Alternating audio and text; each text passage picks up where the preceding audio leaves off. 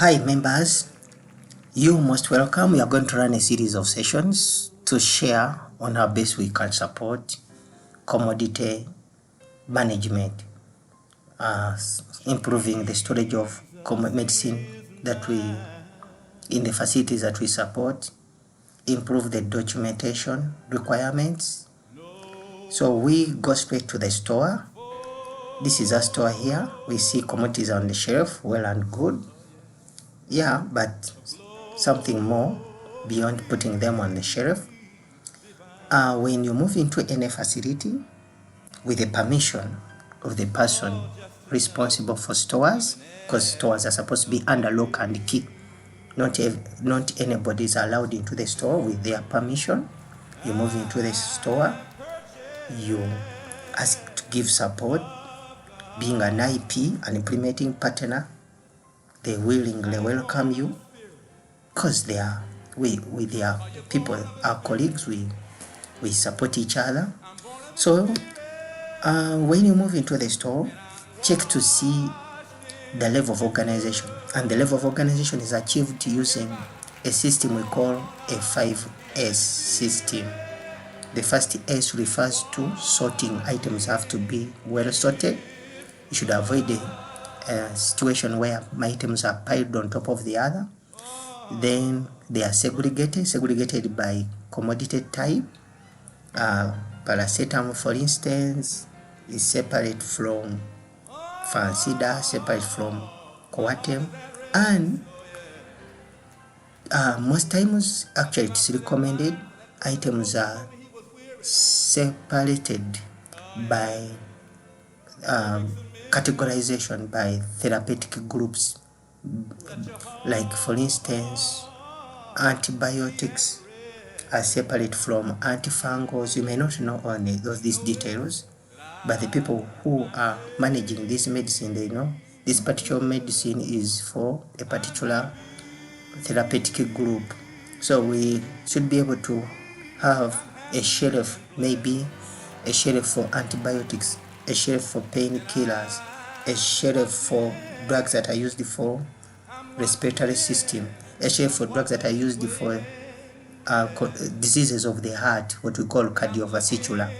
So we ARVs also maybe have a shelf of their own.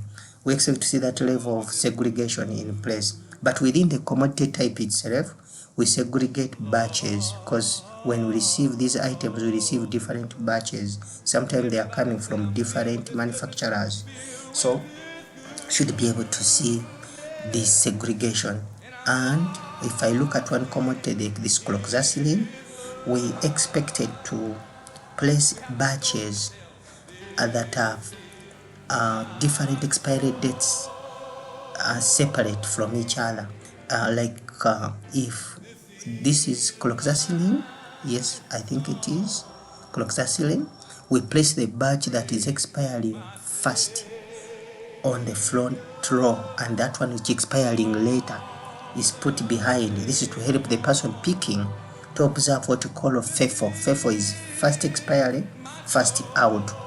So if we've not arranged according to that, the first expiring batch is on the front, a person might pick a batch that is expiring with a long expiry date, and the one that is expiring with a short expiry might be left and would expire. So when we are segregating and we are stacking, let's have the batch that with a short expiry date be put on the front row, and the one with a long expiry put behind.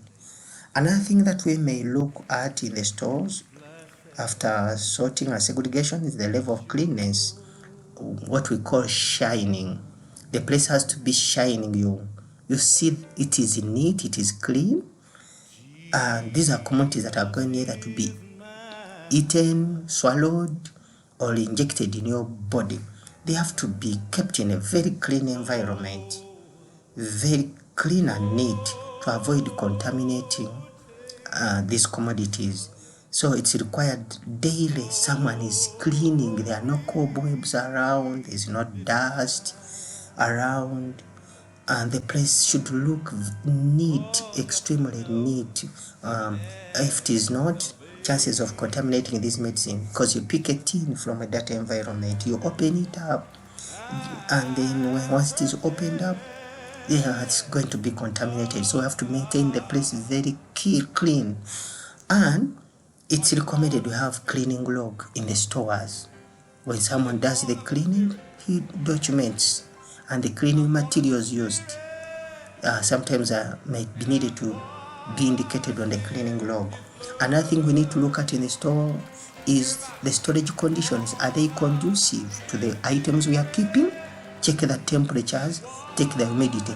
So a store should have a gadget, a thermometer, a hygrometer, to monitor the temperatures and relative humidity on a daily basis. So check if there is a temperature log in place, and if you're moving in, check the previous day whether in the previous day temperatures and humidity were recorded, and should the conditions go above what is recommended, we need to take it up with the administration of the health facility, and something has to be done, either improving ventilation, providing windows with vents, or air conditioning if it can be afforded, because the drugs have to remain potent, and harsh conditions will affect the potency of this medicine. We shall be keeping them, but they have degraded.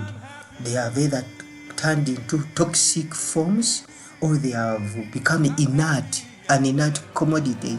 You take it and it's no longer able to provide the curative benefits. So the condition under which we store are very important. Let's see that they are tracking and recording them on a temperature chart.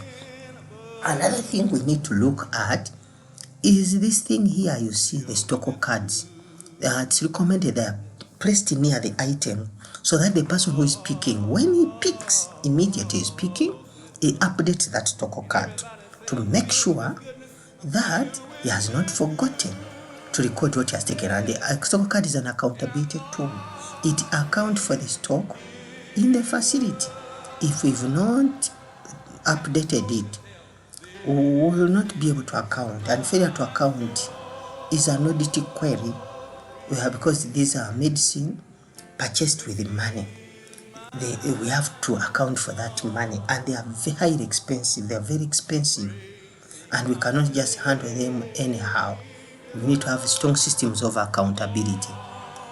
And for a donor, it helps to account for his money. If it is government, again, we have to account for the taxpayer, for the money they are providing to buy these commodities. So it's important. And if a facility is not maintaining proper records, this facility would be put in red, and it means it cannot be given commodities they cannot account, and that affects their population they are serving, because they will be denied commodities. So it's important we strengthen system of accountability, and this is the next cause of our next session. We're going to discuss how to update a stock card. That's going to be our next session. Thank you for listening to me, and God richly bless.